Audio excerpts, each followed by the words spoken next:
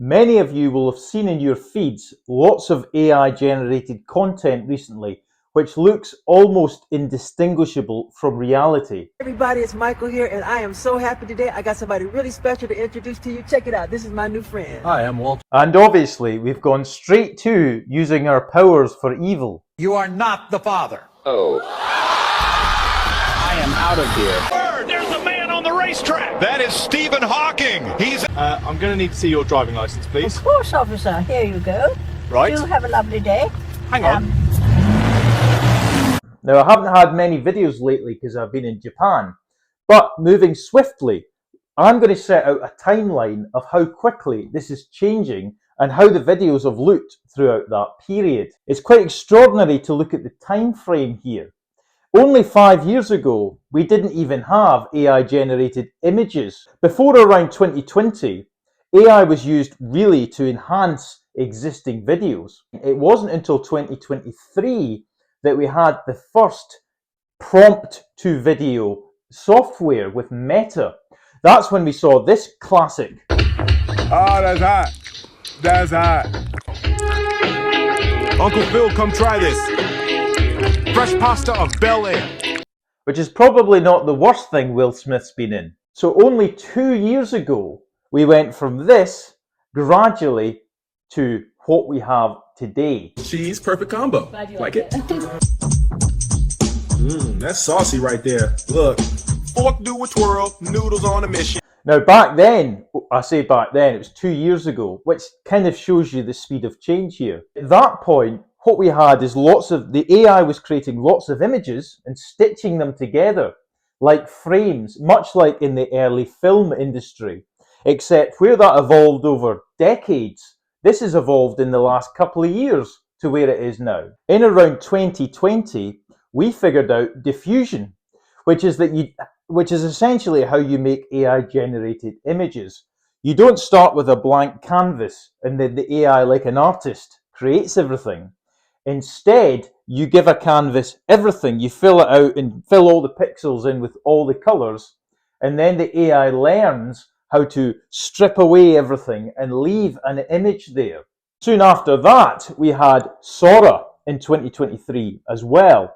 Sora was able to make much more fluid videos. It still couldn't produce sound. It had no generated synchronizing of sound for its video. That came the next year in 2024 with Veo 3, which was able to make much more polished images plus add sound synchronized and created by generative AI. How does Tom Cruise do this? Look how cinematic we are. Why are you so weird? And from that point as well, AI was no longer just creating lots of pictures and stitching them together. Instead, what it was doing is actually creating fluid video by actively changing the pixels on and off, changing colors in real time to create the videos. This is now culminated in 2025, where we have effectively Hollywood-style quality coming out. You no longer have to be Alfred Hitchcock to make a film. I've always said that actors are cattle, actually.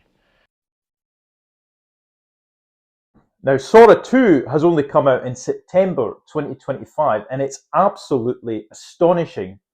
It looks like it's indistinguishable from reality. I've seen things where Trump says things and Kennedy says things, which you only know are AI because they're that ridiculous.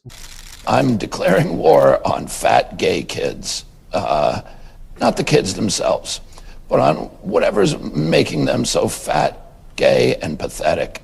I'm talking seed oils, SSRIs, MSNBC, and perverts masquerading as teachers. Rather than actually seeing any flaws in the imagery. So let's look at a timeline of these videos changing, and it's amazing.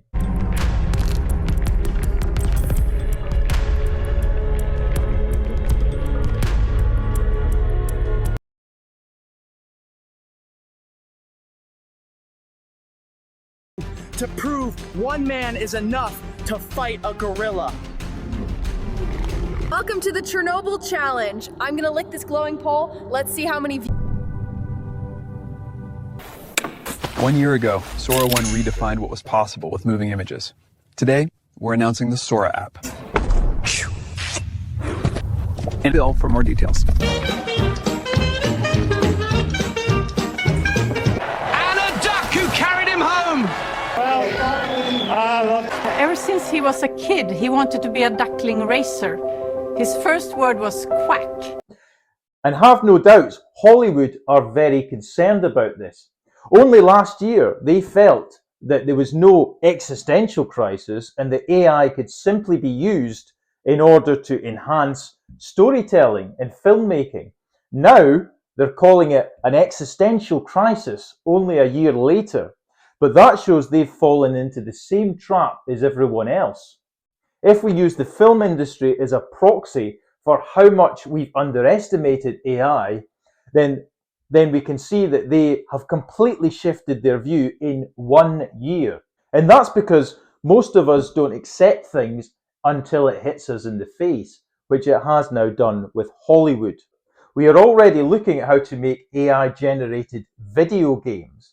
And given the speed at which this has happened, you can basically see that in a few years, we could snap our fingers and create an amazing video game. If you like this channel, please do subscribe. Thank you.